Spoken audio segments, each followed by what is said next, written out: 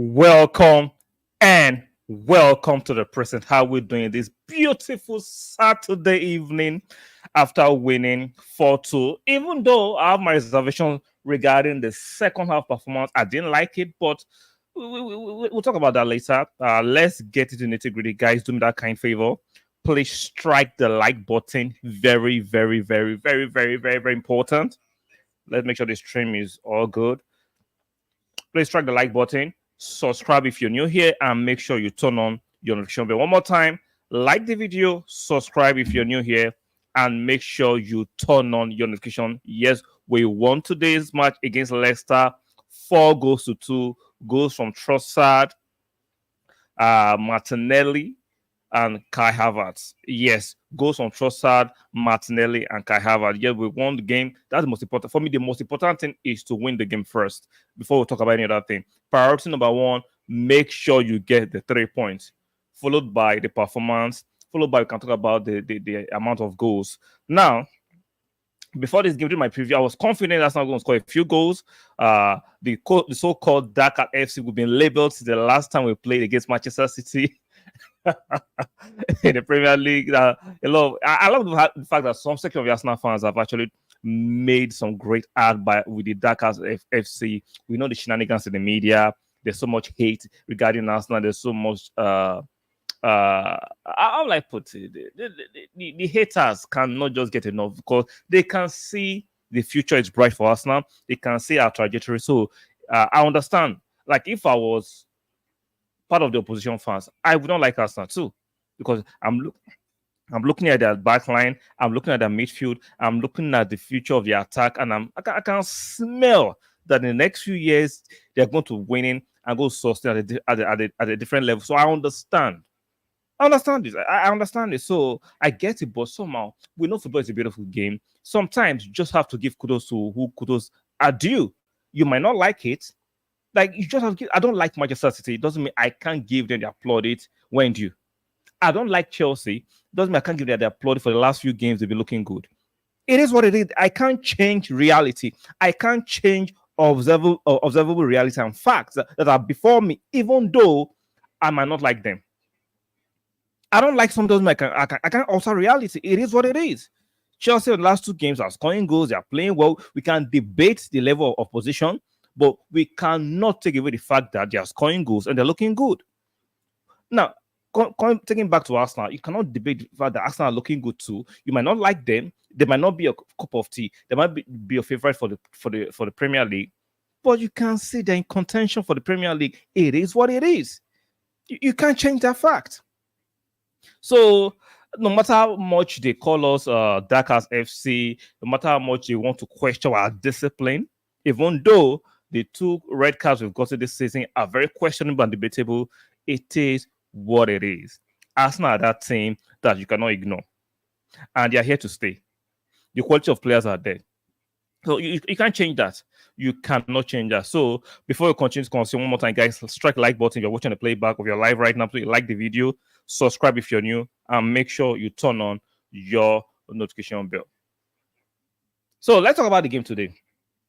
The lineup, we had Raya. They were debating whether Raya was going to be fit enough to start, because we remember in the midweek in the Carabao Cup, we did not have Raya because he was carrying a thigh injury. But fortunately, he was fit enough to start for this game. And let's be fair, the 2 goals were not Raya's fault. So one was deflection, the other one was a good shot from Justin. So those 2 goals were not Raya's fault. So in the defense, we had Raya. At the right back, we had what was his name? Timber. Ben White was not fit enough. Was not even in the squad. Ben White was not even in the squad. So according to reports, he was out injured. So we had Timber as the right back. In the right center half, we had the dependable Saliba. In the left center half, we had Gabriel, and we had at the left back Calafiori, who had a very, very good game. In the midfield, we had Thomas Partey, Rice, and we had what was his name? Trossard. In the attack, we had Kai Havertz, Martinelli, and Saka. Those were the starting lineup for us now. And on paper, we're expecting us to score a few goals. The match started, and I noticed even though we're in control, total control, especially in the first half, we're a bit slow in moving the ball. Even though we scored, I think in the 19th minute, a good cross from Timber, he crossed it towards Martinelli, and Martinelli actually scooped it in. Before then, Martinelli actually missed a good chance. And we could check on Twitter, could check the temperature. Some Arsenal fans were not just feeling that the fact that Martinelli missed that chance, but he actually atoned for that chance by scoring the first goal. Then the dying embers of the game, of the first half, we actually made it 2. And I was costing. I was like, okay, let's see how many more goals we can score in the second half. I was happy they were in control, even though you could claim, give me a minute, let me check, make sure everything is working right here. I was happy with the performance, even though I like we could actually take it up a notch. I don't know why we're a bit too slow and very pedestrian in our build-up, but we're in total control.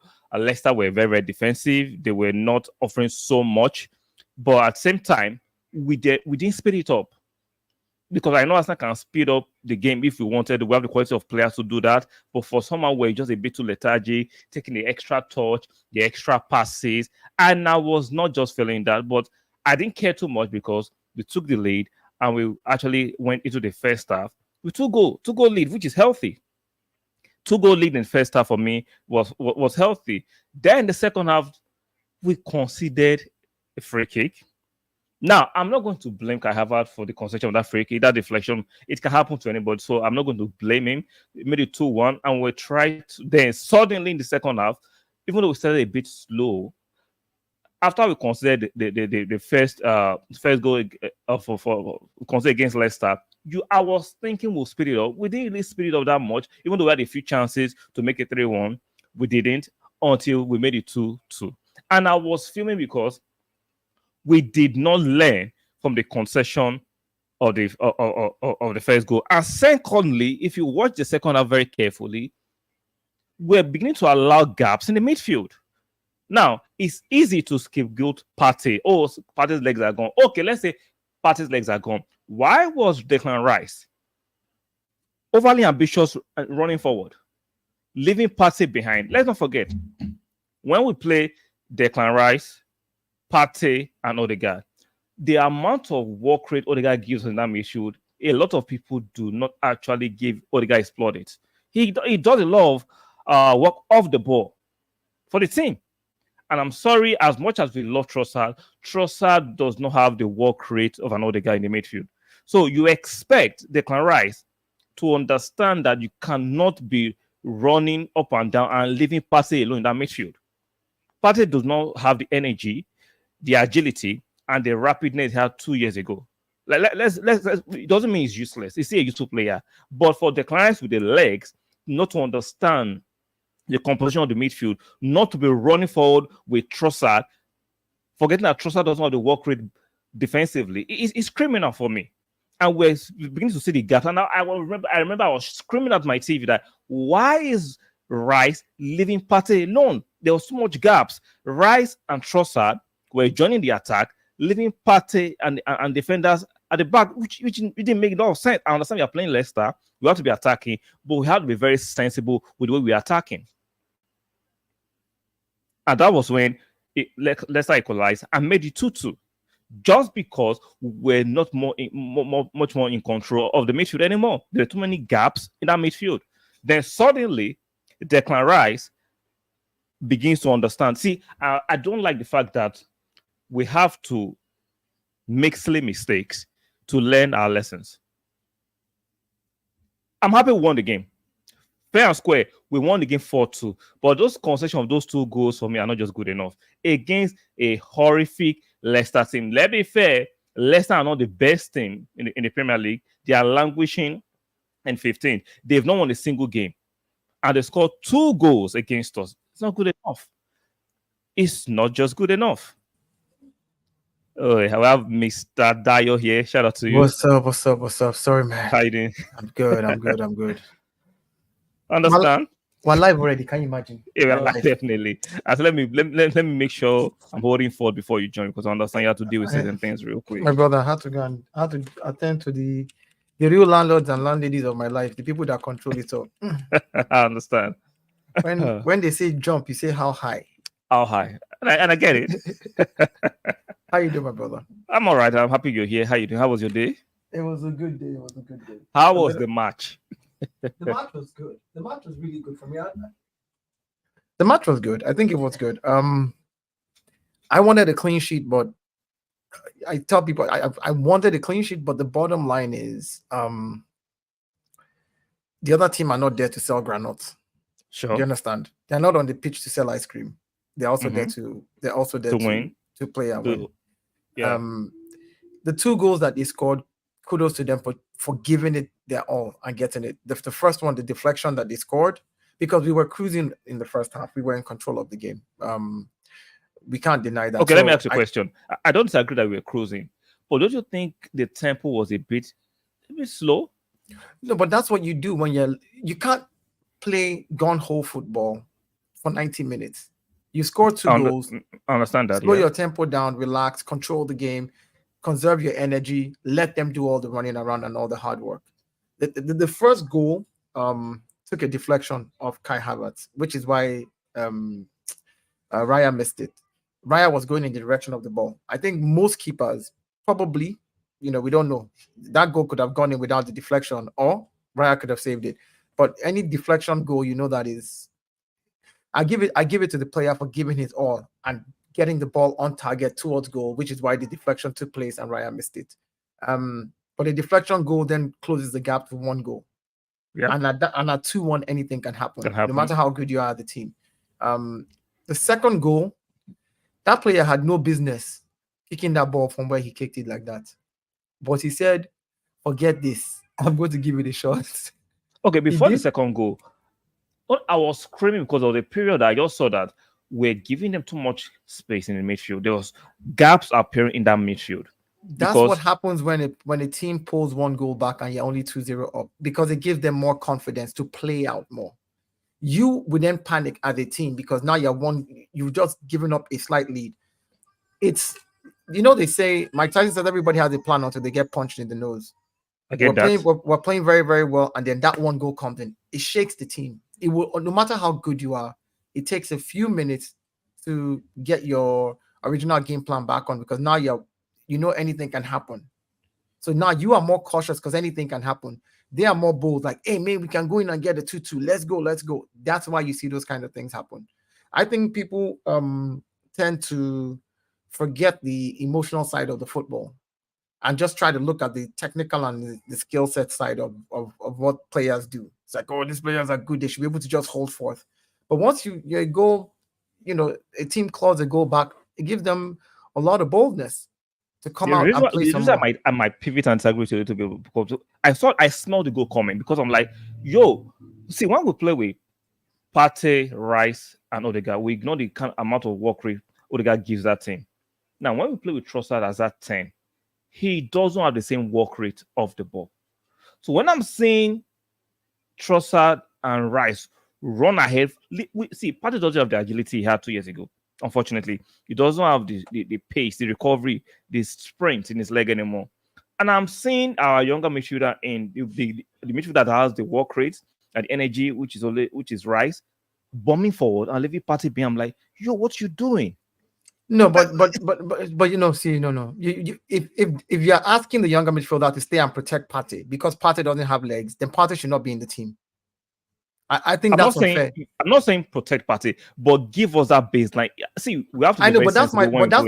But that's my point. When you do that, that means you might as well play a double pivot.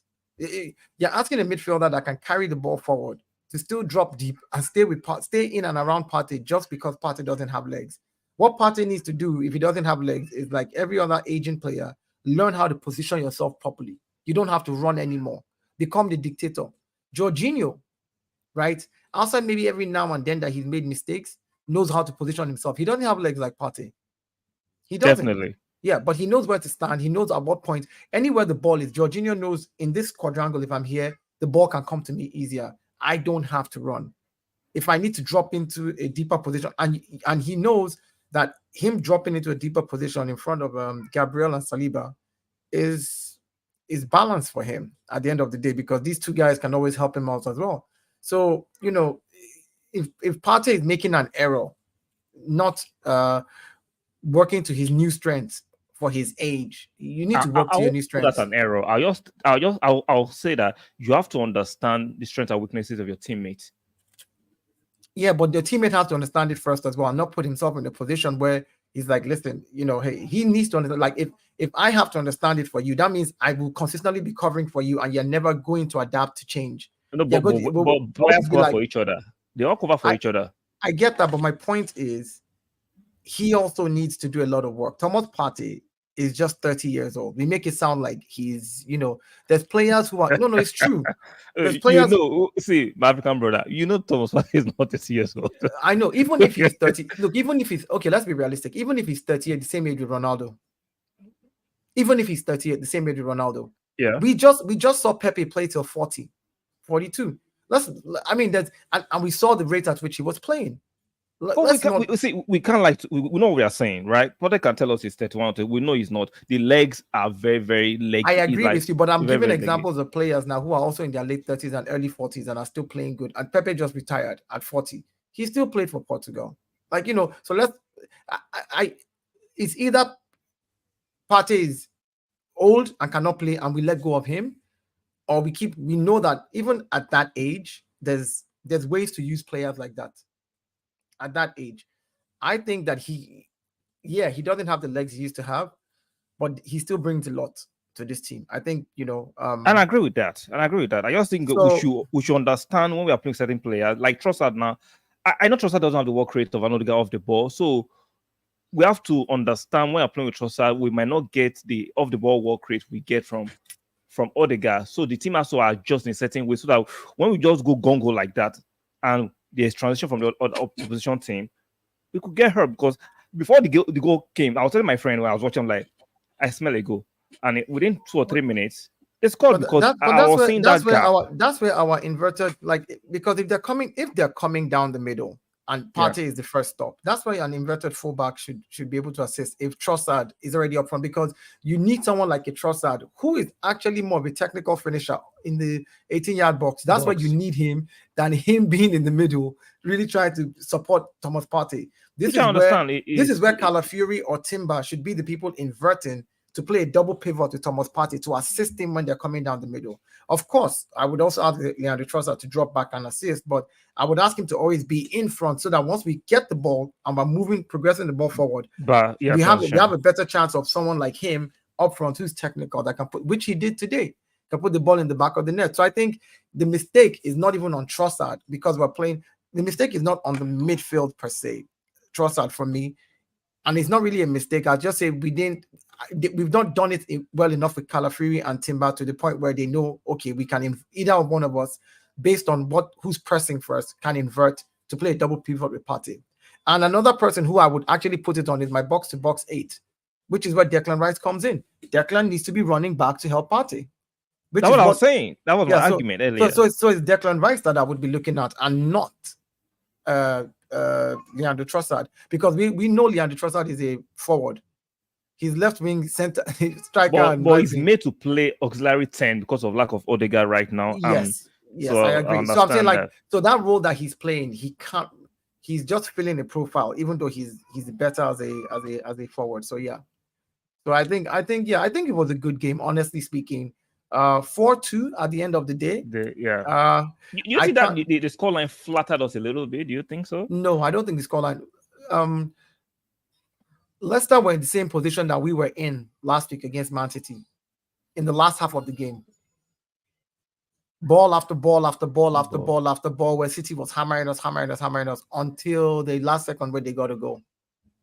So if we're going to give kudos, if people who after that game went online and gave kudos to City for drawing the game and saying that Arsenal, you just parked the bus, those same people need to come out now and give kudos to Arsenal, just like they gave kudos to City for being able to score in the last minute. But on the flip side, how we had a box of possession dominating, go from 2-0 to 2-2, that's piece poor.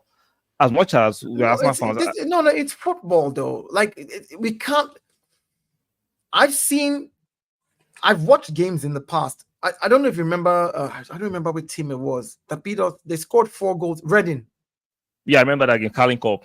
Yeah, 4-0. We came back 5-4, 6-4. The truth about wanting to be champions is, even when you fall short. Yes, we were. Those 2 goals came out of look. if the deflection didn't happen, they didn't have the first goal. I agree with that one. Yeah. Good. Yeah. So that That means was we're still fortunate. 2-0 up. Yeah. The Yeah, second they're goal, let's just say fortunate. that happens. How many goalkeepers are going to save that ball? Most goalkeepers are not saving it. Most Even though goalkeepers are not. he's not scoring that same kind of goal 9 other attempts.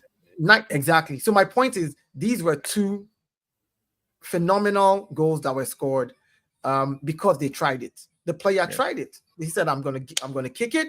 Great goal. Boom. And you have to give kudos to that player. You can't say Arsenal were poor in that situation. That was not being poor.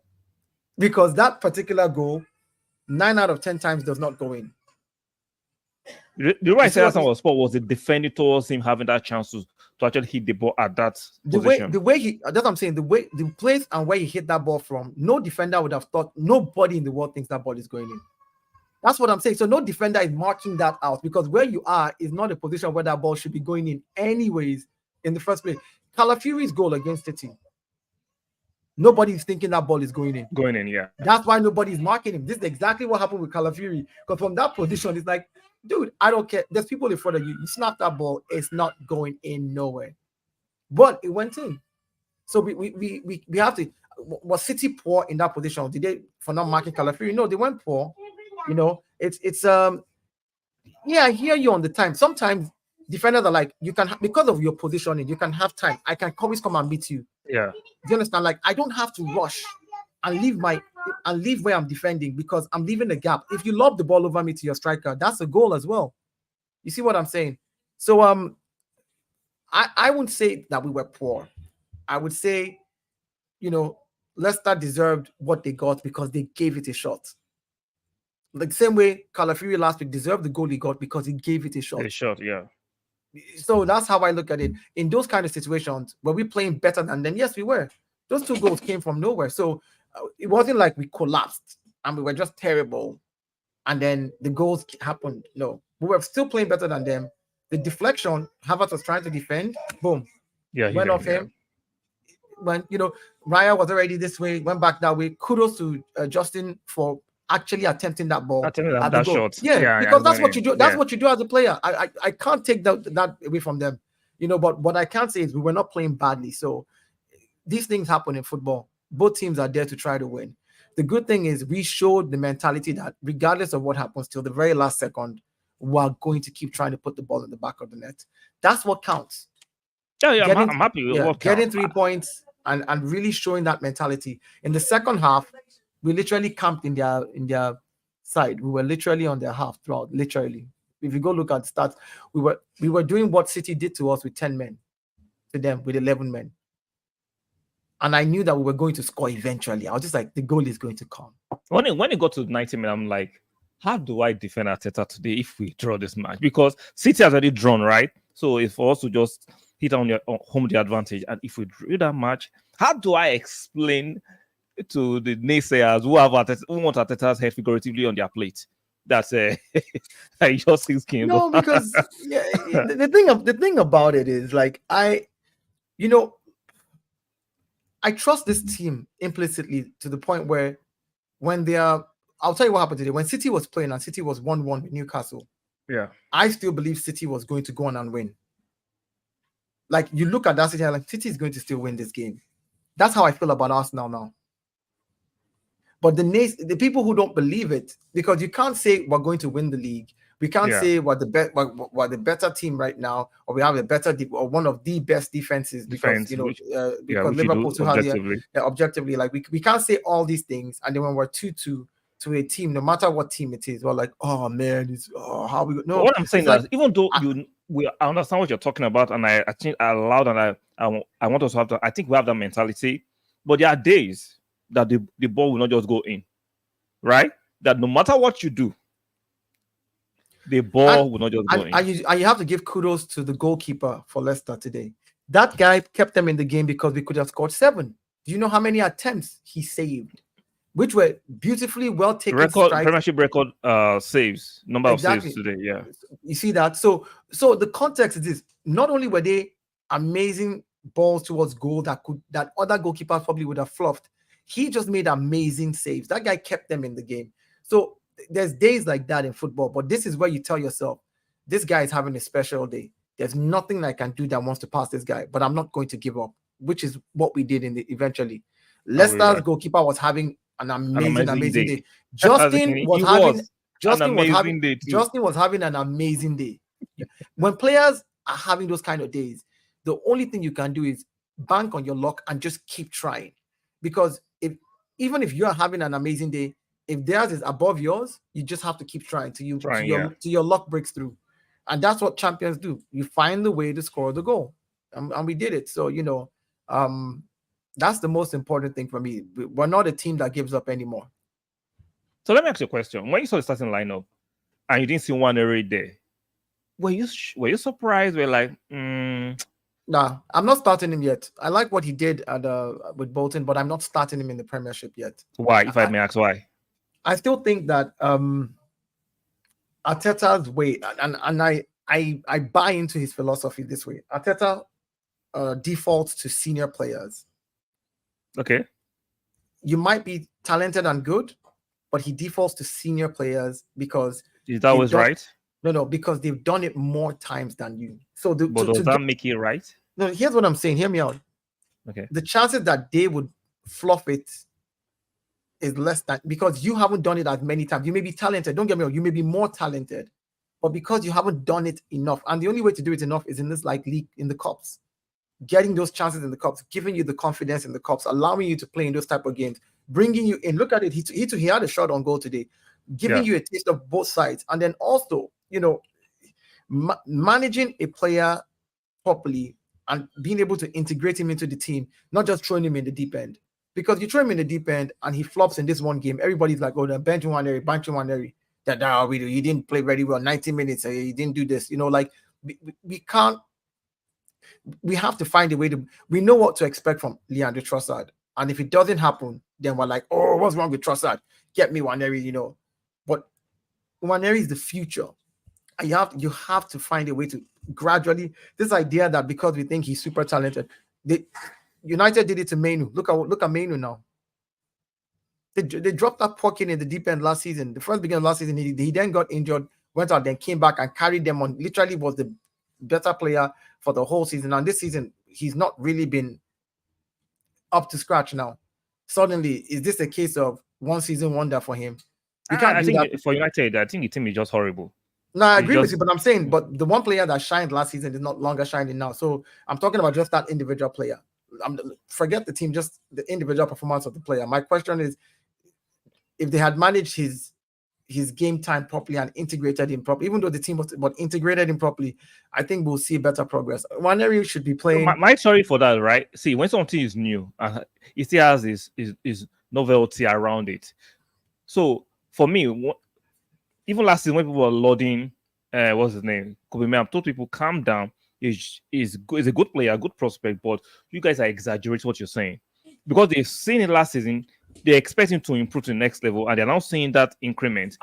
They are beginning to look at him differently. It is the same player, just that you are expecting more from him. Which is why I'm saying if we manage, because there's so much talk about Ethan that people expect that the day he plays 90 minutes, he must score 2 goals. And I'm glad he did against Bolton. Yeah. But in the Premiership, people are not like, if he did that against Bolton, he should be able to come into, because that's the poor pressure you're going to put on the kid. And those are unreasonable fans. I understand that in the fan base, but that's many of them who are going to go online, go onto his social media page and see and I think the management team of Mikel Arteta understand not just the football on the pitch, but off the pitch, what it can do to the player. And for a young kid, let's not forget, a lot of these kids that we fielded against Bolton went to school the next day. To submit their homework. Yeah. I saw a video, I don't know how true it is, of the goalkeeper when he got to school. The whole school lined up and was giving him high five as he was walking in. Hey, the 16-year-old goalkeeper Potter.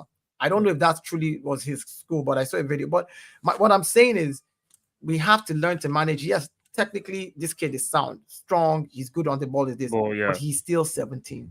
Exactly. We cannot, allow him. We brought him on and he tried to do something. I go by the mantra of if you're good enough, you're old enough. That's my mantra. I understand that. If you're good enough, you're old enough. But are you mature enough? Because maturity is acceptance of responsibility, and that's a different thing entirely. And that's very subjective because I think it's mature. No, I've seen him speak. I've seen the way he carries himself on the pitch. I'm like, this guy shows the maturity of a 25-year-old. If not that he was born in UK, I would have said, are you sure this guy actually 17? Because the way he speaks, the way he carries himself on and off the ball on the pitch, he has shown more maturity than Fabio Vieira, in my personal opinion. He has shown But more maturity. but you're judging that based off of, well, I hear what you're saying. Maturity, like I said, for me, definition is acceptance of responsibility. So the difference for me would be, you know what? Ethan is talented. Ethan is the future of Arsenal. Him, Miles Lewis, Skelly, these are boys that are going to come in there and are going to do great. I respect how good he is, but I think Mikel Arteta and the team are doing it the right way. I think they're integrating him the right way. I think they're not rushing him into a position where eventually, because let me say something to most people that most people don't realize. The team that Mikel Arteta would prefer to field right now was the team from last season that only came second with 2 points. Remember, it was just a couple of games that team did not win the league with. Exactly. So now, because you have this new talented kid, let's just throw him in. It's going to make a difference. No, it's not. Why do you think? Let me ask you, why do you think he was slowly integrating Calafiori? Calafiori wasn't super injured when he first came. He didn't play the first few games, and then later on integrated him. He went back to play international. So I just want to say, I'm happy about how we have matured as a club and how we're taking care of our players and not just throwing them in the deep end. I don't think you're throwing Nwaneri in the deep end. I think he has the maturity. I've seen him play game. I understand what you're saying about him managing the expectation and minutes, managing him on the pitch and off the pitch. I get it. I just think this boy has shown me enough. I might be wrong, but what I'm saying, I think he has shown me enough that he's matured enough to handle the pressure. Coming in at 2-2 in the dying embers of the game to show the level of maturity he showed on the pitch, his passing range, the choice of passes, his tackling. I'm like, even though he's 17, he's showing the maturity of a 25-year-old. He's showing the maturity of a veteran, quote unquote. And I'm like, play him, start him. But consistency is key. So, but you need games to build consistency. I know, which is why I said the league game now that has started. Thank God for the league games. Thank God for the FA Cups. He's going to get a lot of games to build that consistency. And sometimes I think, yes, if you're good enough, you're old enough. I don't buy that theory. Because when you're 16, you're good enough, you go play today, you have to go home, do your homework, go to school the next day. You're different. Meanwhile, Leandro Trossard is training on the pitch in the morning, but you are in class. Ethan Nwaneri is in class. I understand that context, right? So Ethan is not getting the same amount of hours based on his age and the laws in the land to train those hours like the other players are training, but he's talented. So as a manager, do I just rely solely on your talent when you are forced to do 20 hours a week training because you're 17 based on the law and you have to go to school? I have to do the guys who are doing the 40-hour training a week, who I know I've seen the consistency. So there's all these other factors that come into play. This is personally why I think managers slowly integrate, youngsters into the team, because at the end of the day, if you have an alternative player who's been doing it longer and is more consistent, I think you then have to just manage the youngsters properly and bring them in. The reason why I stick to what I'm saying about being good enough, if you're good enough, you're old enough, is for the fact that I understand the school side of the thing is young. I just think against Leicester, where we dominate the majority of possession, right? This is not a Brighton, this is not Chelsea, it's not United, this is a Leicester team at home. I think to be fair, to play him those kind of games. Now, I'm not saying play him again. Arteta probably wanted to play him in the second half, but after seeing what happened with these guys coming back 2-2, you change your plan. So this is where team man management, the managing the team, in-game management, you're like, okay, we're 2-2 up now. I know Ethan is talented, I can do something, but I need to put in, I need to figure out a way for us to get goals. Now, what is our strongest point of getting goals right now? Sadly, because we don't have Odegaard and a few other injuries, Merino and co, we can score from set pieces. I'm not bringing in a short Ethan for set pieces right now. I'll bring him in 10 minutes to the end of the game.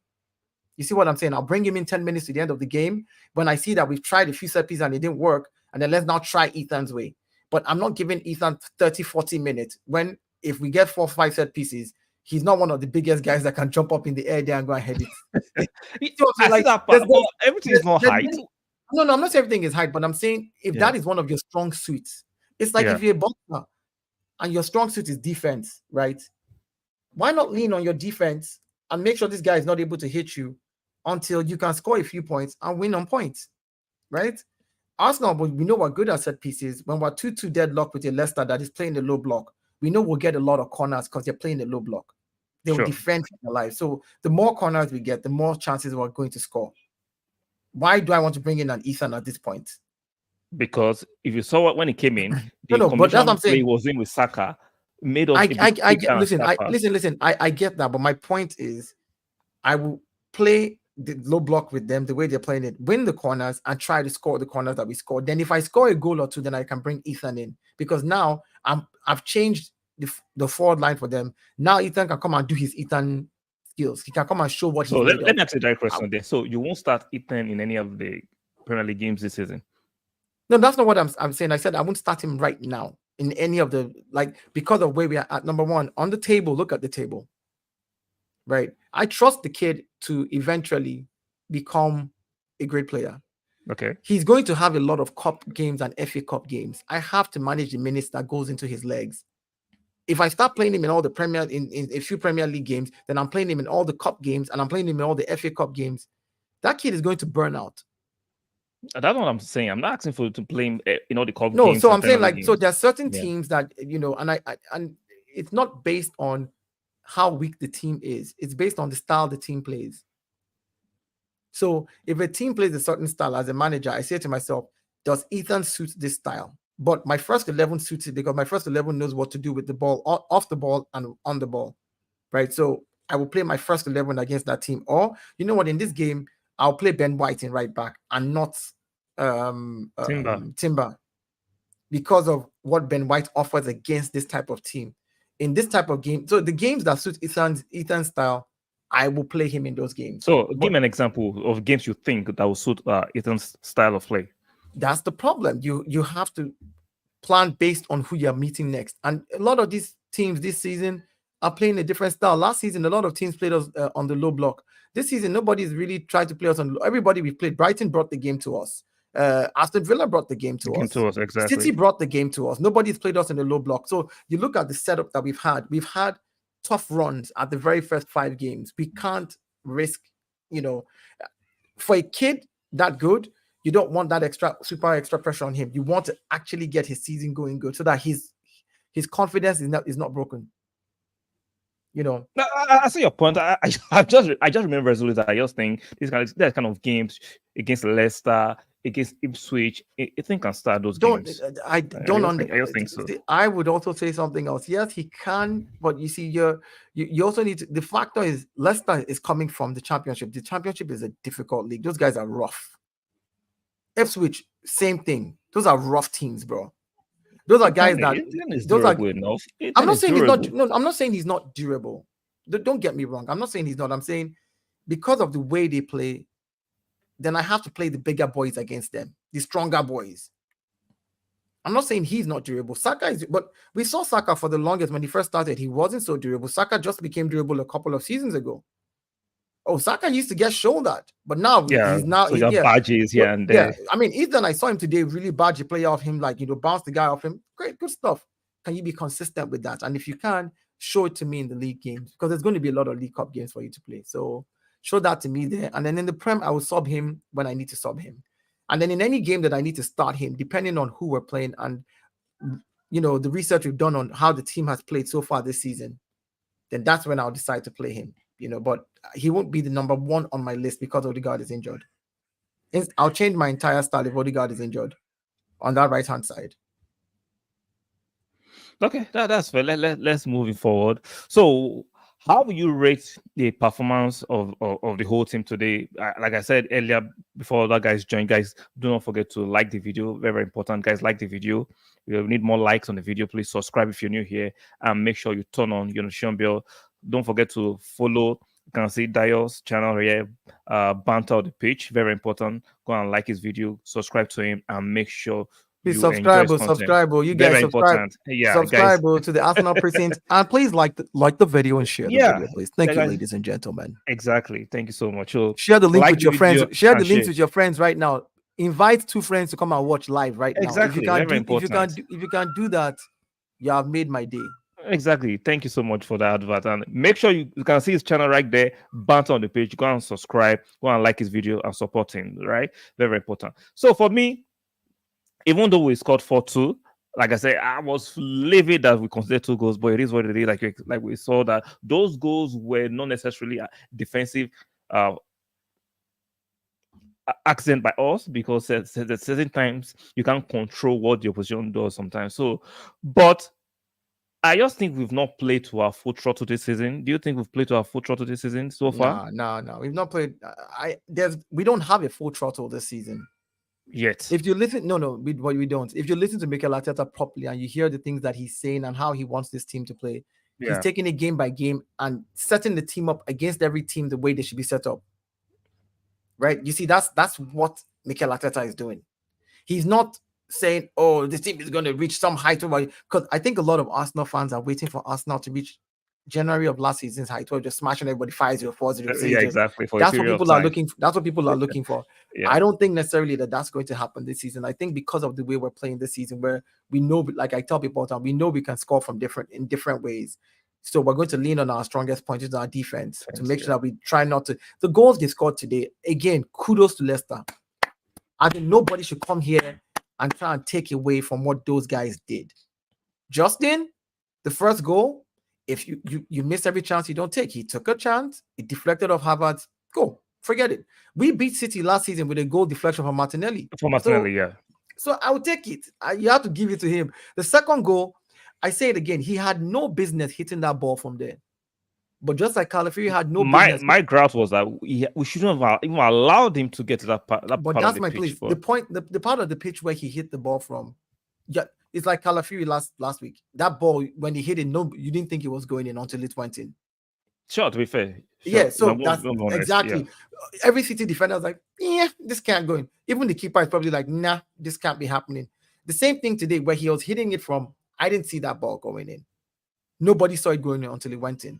So my point is that was a well-struck ball that he probably would miss 9 out of 10 times. It will, definitely. And that's the one time he'll get it, and he did get it, and kudos to him for getting it because they needed it, and he did what he had to do. So, and I can't be mad at Arsenal for conceding that type of goal because it's not like it was a defensive error. It's a phenomenal goal that you could not stop. Even if you closed him down and he took that shot and you that ball was on goal. If it deflected again, that would be another goal. Most likely. Possibly. Possibly. So you see, we were in a world where that was a phenomenal goal. And you have to give kudos. We weren't defensively irresponsible. We were not acting stupid. We were blocking where we needed to block. If you get too close to him there and he releases the ball, there's space behind you. Jamie Vardy could have been there to tap it in. That could still have been a goal. So and we restricted you to taking a shot from that angle. That's what we did defensively. You realize I have to strike this ball first time. This Arsenal defense will not let me get back in. And even if I cross it back in, they're probably going to counter us. So everybody, let's just shoot now. And he did. And he struck it well, he hit it well, and he scored his goal. I don't think, like I said, this season that we will be all guns blazing. There's no all guns blazing. I think for every team, we're going to set up pragmatically to win. Don't think once Odegaard and Moreno comes in, maybe the goals will start coming in droves. Is that not a possibility? It could be. Odegaard has played the first 3 or 4 games first 3 games of the season, right? Yeah, and has no assist already. Still, so there's a difference in how Odegaard is being used this season. He's being used for the press, being used to work in the pockets, being used to create link up between him, Saka, and Kai Havertz. And so you can see that Mikel Arteta again has changed how Odegaard plays this season. 2 seasons ago, Odegaard had 15 GA. Last season, he had 8. You see how the goals are reducing. So I do a lot of listening to the manager and trying to understand what he's saying and why he's saying what he's saying and the things he's doing. I think that this season we will set up for teams to just be pragmatic and win. That's it. Like there is no in this game, I can talk about where we slowed down as a team and played slower and pace. And then of course they hit us on that counter. But the goals that they scored again, I'll say it again, the goals they scored, amazing. Phenomenal goals that wouldn't stop. I can't blame that on. Look, any team that goal is shot at the way Justin shot that ball today, the only keeper that I think stops that shot the only keeper, and I think this is in isolation of like him stopping it in the time it was taken and the way the form the keeper is in that very second. If the Leicester goalkeeper, the way he was keeping today, Yeah, the way he was keeping today, yeah, he he's, was the on only one he was in on it. the form he Now, was in today. my only complaint about that goal is that we shouldn't allow Justin to even be in that position. That's my only complaint. See, let me say something to you. The ball was coming to Justin. The way the ball was coming to him, you would think that he's going to first control the ball, run forward, and cross it. So you as a player are going to pace yourself. You're not just going to run with him, because if he controls the ball, turns around and passes backward, you've left space behind you. So you're waiting for the ball to get to him and you're closing and you're keeping your pace. You're 2-3 yards away. But the ball is coming and this guy just strikes it. Like when you say, I'm sure even Raya's reaction was when you say we allowed him, are you saying we should do man for man marking anytime people have the ball? Like that's not how we. If you watch the camera angle, right, Martinelli was a bit slow. It was a bit slow. His reaction to mark or to close down Justin was a bit late. He was ball watching. But the ball was in the air coming to Justin. But you saw him there. You run and cover him. You should have covered him. But he was my point is, but if you run and cover him, you leave space behind you. So if the ball gets to no. Let's not forget, Calafrio was in front. Martinelli is on the side coming through. I know, but what I'm saying is that if you run closer to Justin and Justin just lobs the ball back into the center of the 8-yard box without actually shooting it, you have left that space and somebody can occupy that space and score. No, so if you lob it, we have defenders in space already covering those sides. We're finding ways to just make sure that we want to share points that. I will not do that to try and negate us. I'm just saying we have done a bit better. There was nothing anybody could have done. I think Kai Havertz trying to block the first goal, hits him on the shoulder instead and deflects the other way. That's a deflection. So that's been unlucky. That's been unlucky. And football has luck in it. Definitely. The team did not play badly today for us to sit here, for people to sit down and try to criticize the team and say, oh, if Arsenal played badly and conceded those goals, I would say, oh, we played badly. No, Leicester took the chances that they had because they didn't have very many. And for some reason, the two players who I think, Justin, who scored the 2 goals, and their goalkeeper, who was just in phenomenal form, that saved some amazing goals. We want to talk about goals that against any other team would have scored. We could have been 5 today. Definitely could have been 5. But that guy was amazing, and you can't take it away from the goalie. So total control. Even though I think we'll have up the tempo, but that's fair. Second half, first 20 minutes, I won't say we're amazing. We're just coasting, and I'm like, why are we coasting around? This is not 4-0 yet. It's not 5-0 yet. But until it was made 2-2, suddenly the urgency kicks into our game. Like, so you have to wait for them to equalize before the urgency comes into the game. I'm like, what are we doing? We should be doing that. Keep the relative urgency until you have like 3, 4, 5 goals ahead. Then you can do that, but we're a bit lethargy, coasting around, just until we made it 2 times. Like, these boys once more again. But I'm happy we won.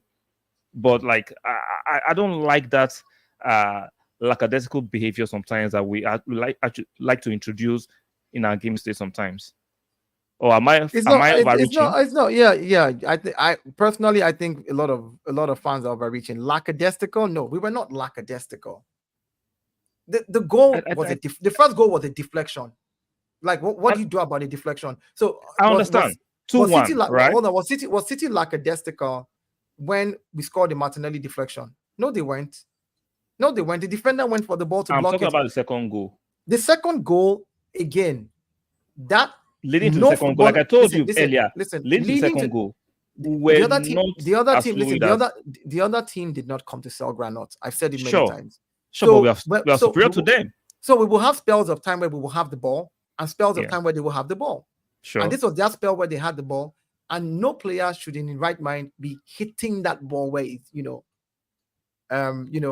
should be hitting that ball the way he hit it. But this guy believed in himself and he hit it and he scored it. So that is not a goal I'm going to put on our defense. And it's not a goal I'm going to put on the team and say, oh, you were lackadaisical a few minutes before. No, because teams have spells of time that they have the ball. That shot that he hit, he could have oversliced and he could have gone over the bar. We would have laughed at him, would have said, this one is crazy. Look at where he's trying to hit the ball from. Nobody even needs to be marking this one.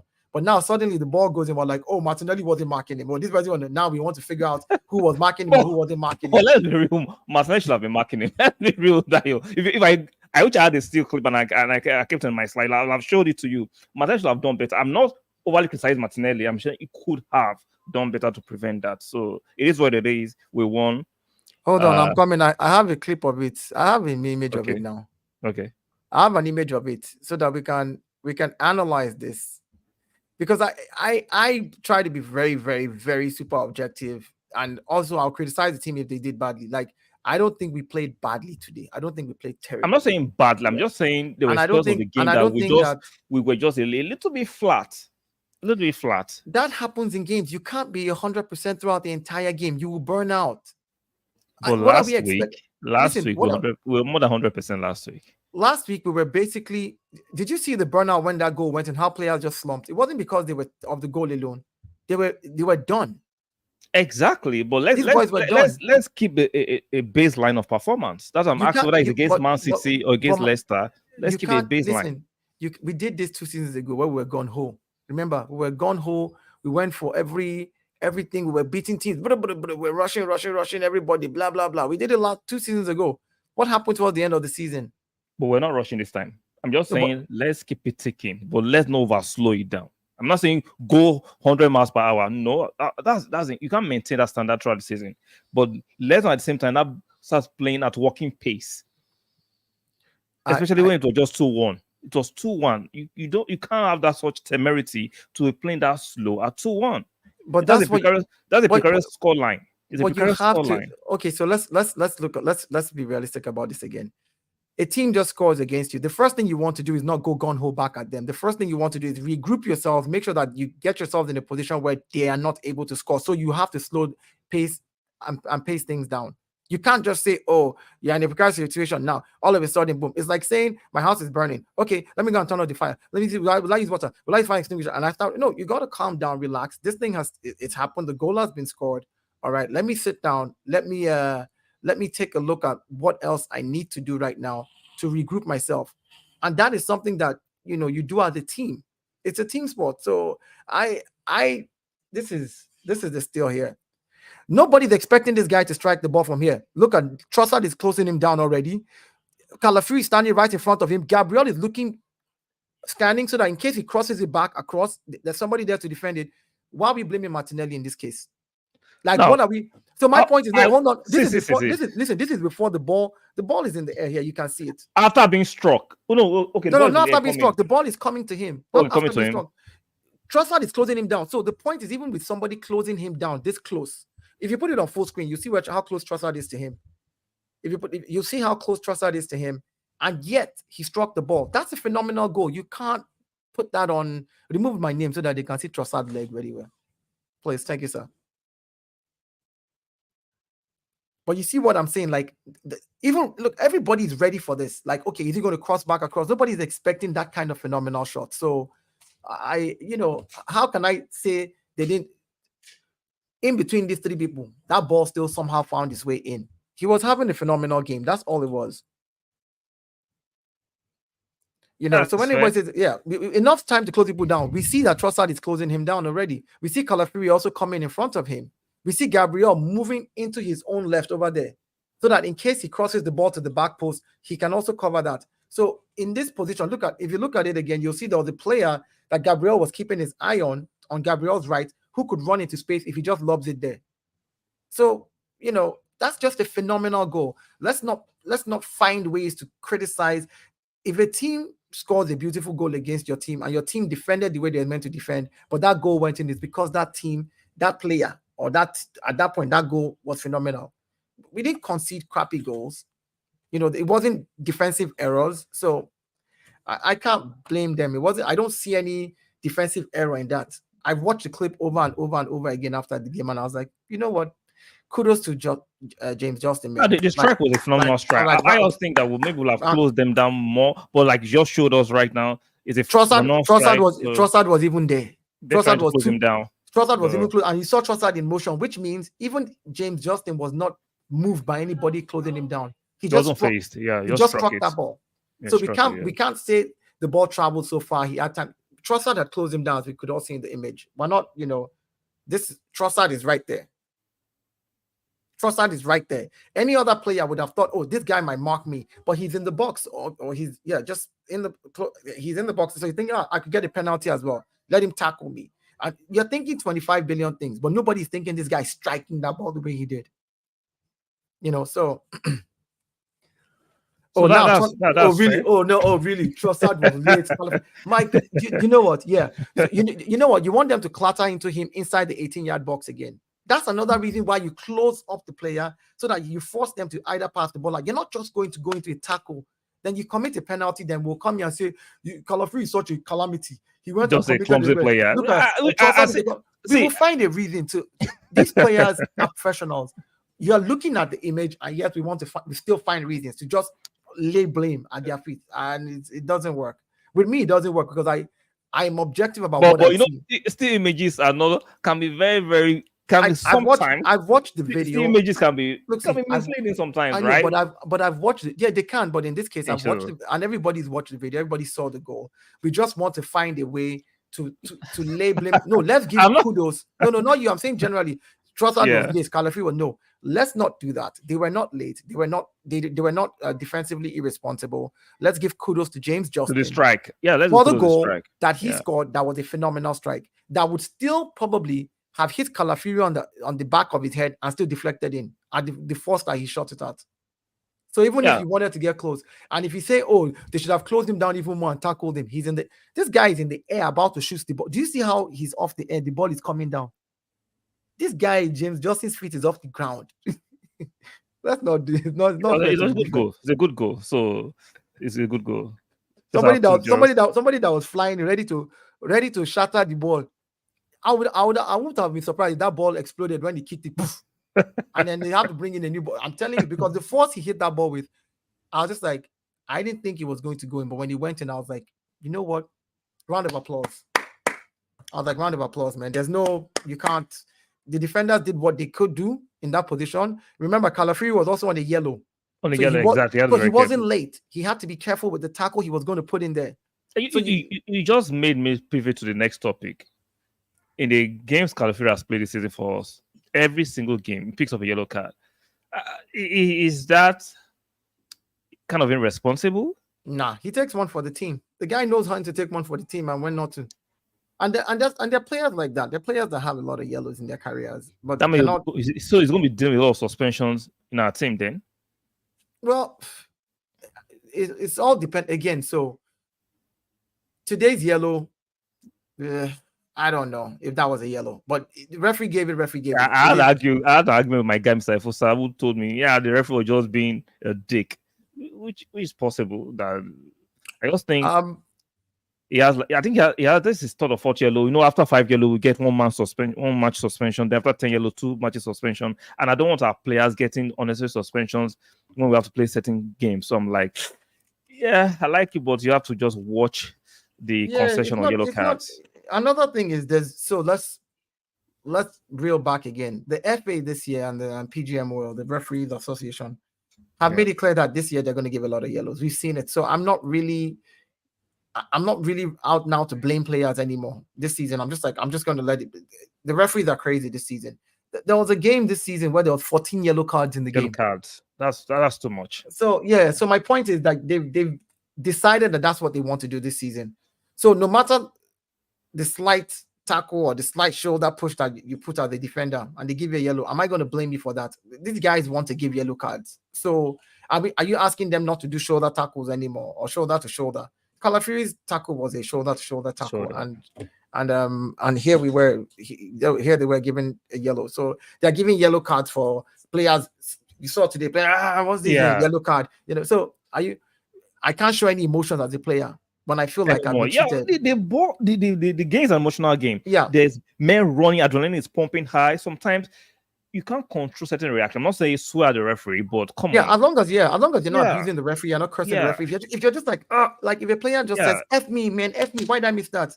That's He's a yellow talking card. to himself. Yeah. He's talking to himself. What are you doing? Why are you trying to now you give him a yellow card? Now he's cautious. Now he can't tackle. Then people now say, "Oh, Calafri was late." He would, say things like, and I get why we might think that way as fans. Wait, and just can you guys hear us? This guy say sound, please. Can you guys hear us? Well, I can. Bernard, can you hear me? I can hear you loud and clear. Guys, let me know in the chat. Can you guys hear us clearly?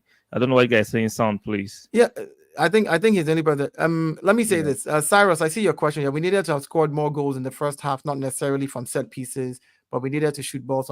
Cyrus, please, did you see the goalkeeper for Leicester today? Do you know how many balls he saved that we should have scored? It was on form. These are the games where we have to be objective and give kudos Thank you, to Mr. people, Fossa. people who are doing what they needed to do in the game. We struck some phenomenal balls that other goalkeepers will never catch.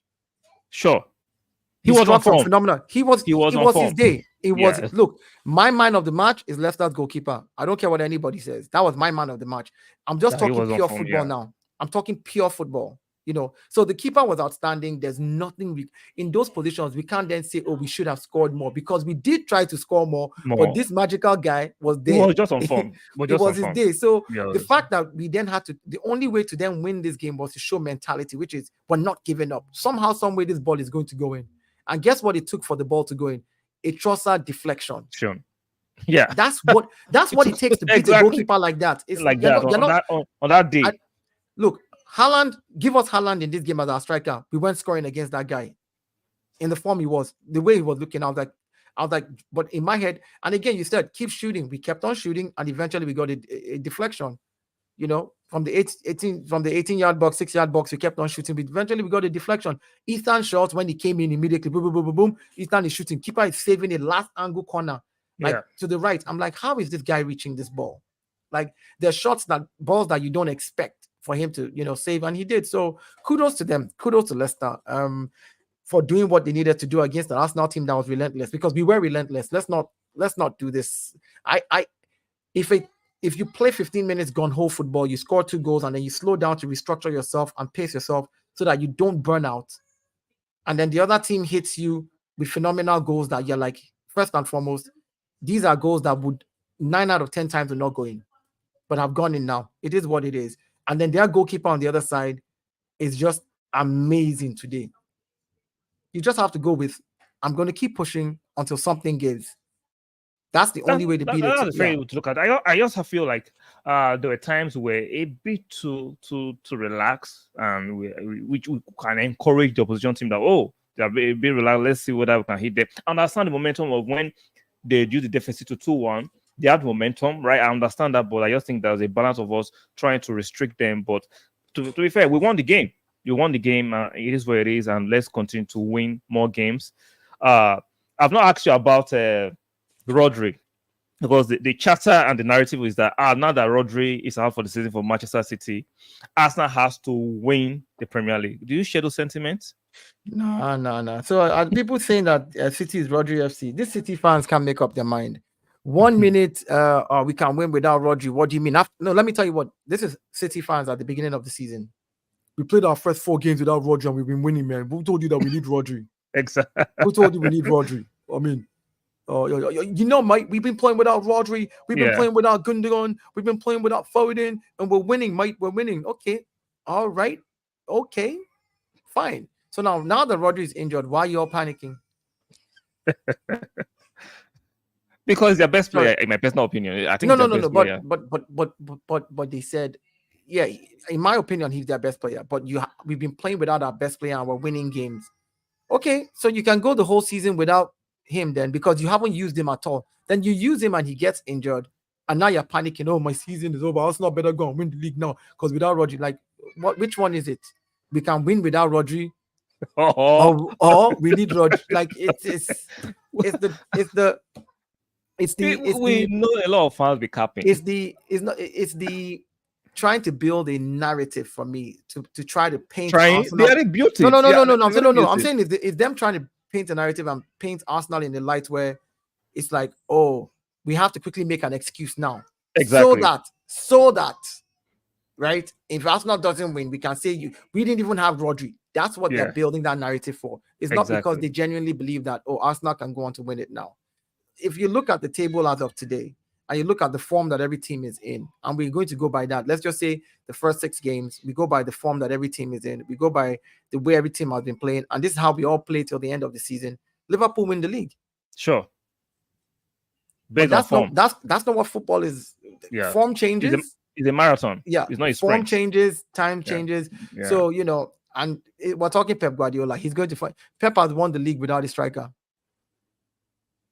Pep but he have quality players. I know, but that's what I'm saying. Pep finds a way to do things. Even without the striker, he won the league. So my point is that's just to show you that the man has done it. I don't think he's going to find a way around Rodri. Because, see, he's like telling us then that we can find a way around Thierry Henry. See, Rodri for me... Pep will change. Let me tell you something that you know. Let me tell you why I know Pep would be able to do it. Pep did it in the first 4 games. That's a small sample size. No. He did a small sample size. Pep did it last season. Last season when they didn't have Rodri. Yeah, they lost one game and drew one game. They lost those games and they drew those games, but they didn't have KDB as well at the same time during that same time. Haaland was but I'm saying they had like 2-3 key players that were. So my thing is, let's not follow them with this narrative. I'm not following them. If you watch my streams even before now, I've always told people, even myself knows that Rodri is that player. Is clutch. He gives them the physicality and technical ability in that midfield. He is the strength in that midfield. I remember when they brought in Gundogan. I was telling people, you're not getting the same Gundogan you got 2 years ago. They said, no, I'm just hating. We saw him today. But we've seen Pep will invert stones into that position to play with Kovacic, and then Pep is not a magician. Listen. He's not a magician. But he's proved he is. Every league he's gone to. He's proved he is. Let's not downplay. This man has won 14 trophies in 17 whatever tournaments he's been in. And I understand that. And I give him his kudos, right? Yeah, we can't. But I'm looking at the gap. I'm looking at the gap of when he won the first, second, third, and the fourth trophy in the Premier League, right? Now, Arsenal has closed the gap. Other things are closing the gap. The quality of opposition is greater than when they won their first one 4 years ago, right? You get my drift. I totally get that. But the point is, every year the gap closes. He finds my brother 2 seasons ago we're 8 points ahead of them. They came back and somehow clawed it back. Last season, they clawed it away from us with 2 points. Yes, the gap has closed, but I'm saying that's to tell you that Pep finds a way. He's showing you that he finds a way. My argument is that even if he's going to find a way, I don't think he's going to find a way this time around because the quality has improved from the opposition managers and teams. I think he's not going to replace Rodri. You can't get any Rodri in the market. I think I think other players can complement and do what Rodri does for them, in my personal opinion. What Pep is probably planning to, what I think that they're going to do at City is Rodri is an amazing player. I understand that. I'm just saying, let's not fall into this narrative trap of because Rodri is a big player for them and they're missing him, that it's going to be tough for them. I'm not saying they won't win games. I'm saying that this is Manchester City and Pep Guardiola we're talking about. Yeah, but they're not magicians. Listen, no, that's all I'm saying. Like we've seen them do things that we can call magic. Things that should not things when a team has 89 points, goes 16 games unbeaten, 17 games, 16 wins, 1 draw, and 1 loss, and cannot win the league because City is there. That has to be either black magic or how good a manager is, right? No matter how good a manager is, there are players that you cannot repeat. There are some players you have to pray they have luck of injuries throughout the season. Let me give you an example. I understand what you're saying. Okay, so we lost Odegaard for a few games now. Arsenal fans lost their baby mind. As if Arsenal will not find a way to score because we don't have Odegaard. But we did. So my point is, that's your job as a manager. And we know that Pep is a brilliant manager. We know this. So his job is to find a way, regardless of whether his best player is out or not, on how to win these games. See, now, if we lose Saliba which I pray doesn't happen, if we lose Saliba for the rest of the season, does it reduce our chances of winning the league? It should. It will reduce our chances of winning the league. It will. But here's the point. Then your job as a manager now is to find a way to make sure that doesn't that what you're losing in Saliba, which is a defensive thing, you find a way to plug that hole somehow. If you not just a defensive thing, the way he carries the ball from the back. I know, but that's what I'm saying. If you then have to play a double pivot in front of whoever you play there, because now the other pivot will be the ball carrier and one of them will be a protector with him, then you do that throughout the season. It's not a case of, because you lost him, then now it's over. No, I'm not saying your plans to fall apart. I'm saying there's some players that for you to have that temerity to win, you need to have the luck of the injury. And I'm saying Rodri is that player that, even though they're still going to win games, in certain games they will suffer the loss of Rodri Oh no, of significantly. course, that is for sure. Look, if they lose Phil Foden in certain games, they will suffer the loss of Phil Foden. See, No, no, no, no, Foden no. is not that. It's not Hear, not hear, level. hear what I'm saying. Hear what I'm saying. Okay. This is why it's a team sport. Let's not do this about individual players. Today, they drew 1-1. Do you know who gave the assist and who drove the ball in and crossed the ball and who scored? Guardiola was the one that scored. But do you That's know not who a did good it? goal. Yeah. But do you know who did the work?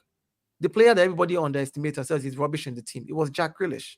Yeah. My point is, if Grealish was injured, they lose what Grealish is able to do today. That's my point. Yeah, Rodri is a big player. I'll tell you, they win the league they've won the past 2-3 years. They don't need Grealish to have won the league. I'm not saying they need. I'm just saying, because it's a team sport. Anytime you lose any player who is in your first 11, you lose what that player brings to. Odegaard this season hasn't given us any goal or assist, right? But what he brings to the team, which is his captaincy, his leading the press initially being the one to lead the press and all that, is what we miss when he's not in the team right now. It's not like, the first 3 games, Odegaard gave us all the goals and assists, and now that he's injured, we have no goal and assist. And I'm like, why are people losing their minds? What we're going to miss from Odegaard is his leadership and his press and everything that he does. He's going to give us goal and assist. There's many games to play in the season, so let's not create a narrative about it. The same thing. Rodri injured for the season, big loss for them, really big loss. But if Pep is the Pep that I think I have studied enough about him to read about, and know, he's not a genie. You're making he's not a genie. He's a football genius, though. When it comes to manager, when it comes to being a manager, he is. I won't go that far. I give him his program. Just saying. I will tell you why these managers don't need quality players to be able to do what they do. You see, it's not that he's buying players from Championship to do what he does. You need quality a lot of Pep's players, right? When he got Rodri, Rodri was not rated the way he's rated now. I saw Rodri play for Atletico Madrid. I remember. I know, but he was not rated. Player. He was not. There's a big. I'm not saying he wasn't a good. It's the same way we bought Mikel Merino. He's a good player from what we've seen at Real Sociedad. He's not rated the way he probably would be rated when we see how he performs for Arsenal, right? Calafiori at Bologna, they talked about him, great defender, good defender. Let's see what he does. So these managers make these players even better, is what I'm saying. And we've seen Pep take players. Guardiola. Did we think Guardiola was one amazing defender when he bought him? They just talked about Guardiola. I think Guardiola was a good defender. He's a good player. Look at that price they paid for him. I know. I'm saying he was a good player. They paid that price. How many of us knew who he was per se, really? Now he comes to the Prem, and we've seen what Pep has used him. Guardiola is not a left back. He's a centre back. Left center half. Left centre half. That Pep has converted into a left back totally. The same way look at. I know. The same way look at Ben White in Arsenal, who is actually a centre back that Mikel Arteta converted into a right back. Yeah. So my point is, these managers find ways to use players in awkward positions, and Pep can find a way to use an awkward player in that position to just fill the role till the end of the season and just go on and win their games. We just need to focus on what we are doing. Yeah, that's fair. So thank you very, very much, Dayo, for coming on. I really appreciate your time. Shout out to everybody who has joined us. The key thing that we won the game 4-2. We didn't lose. That's the most important thing. Let's keep the points going. Keep winning. For me, let's keep winning, and I'm happy to trust Sardinio, trust Sardinio, doing this thing. Trust Sardinio. So shout out to Cyrus, Oyeni, Cosity, Dayspring, Mr. Efosa, my G. Shout out to Bernard. Maybe you check your own sound. The sound, according to everybody's sound, is doing great. So we appreciate you for joining Bernard, us. Go and buy new headphones. Exactly. Or maybe Bernard has had a few pints. No, Bernard, maybe if you're listening on your phone, do you have your Bluetooth earpiece somewhere? Maybe it connected to your Bluetooth earpiece, because that happens to me. I'm watching stuff on my phone, and then it connects to my Bluetooth earpiece somewhere. Okay. And then I'm like, why is the audio not working on this YouTube video? That's very possible. Go and check. It's signs of old age, like me. I'm just letting you know. That's what usually happens. So guys, thank you for joining us one more time. Go to, let me take this off the screen for now. What am I doing? Why am I not saying this? Maybe Bernard was right. Bernard The minute has you put gotten me. Bernard has taken over the system. Yeah, that's my system. So, guys, go to Banter on the Pitch. Go and support this channel, like his video, subscribe to his channel, and make sure you turn on your share. See, go to Banter on the Pitch. You can see the quality of analysis, the quality of conversation. We're not just here creating all kinds of nomenclatures and just shouting and being crazy. We are disagreeing objectively. We are agreeing objectively. We are giving guys quality analysis, quality football. So go to Banter on the Page. Please subscribe. Please like his videos and support him. And if you are here for the first time, please like the video, subscribe to the channel, and make sure you turn on your notification bell. Please, Mr. Sorry, I'm going to call you Mr. Dayo. Your last words. Well, thank you guys. Thank you everybody. Dayspring City. Thank you, Mr. Cyrus Oyeni. Thank you, Bernard, for taking over the system before we exactly for a while. Thank you guys for tuning in and at least giving your time, and we appreciate it. I appreciate it definitely. I do too. Because we do something else with their time. Yeah, thank you for inviting me again to the show. I'm like I said, I'm always happy welcome to here. Come through. Anytime, you're always welcome here to come through. You know me, I would gladly disagree with anybody who wants to put if Arsenal plays badly. You guys will be shocked when Arsenal plays badly and you really hear how I break down how bad they were and how I want to really trash them. Because if you do badly, I will give it to you. But if you don't do badly and there's phenomenal things happening around you that is beyond your control, then I can't expect you to be gods. Definitely, they're not deity. So thank you guys for tuning in. I hope to see you guys again the next time I'm here. So yeah, thanks, appreciate it. So guys, thank you for joining us. Like the video, subscribe. One more time, Banter on the Pitch right there. Go and subscribe to his channel. Go and like his videos. Go and show your support and love to him. And I appreciate you guys for joining us. And we'll see you guys on the next one. Keep supporting us now. Bye for now.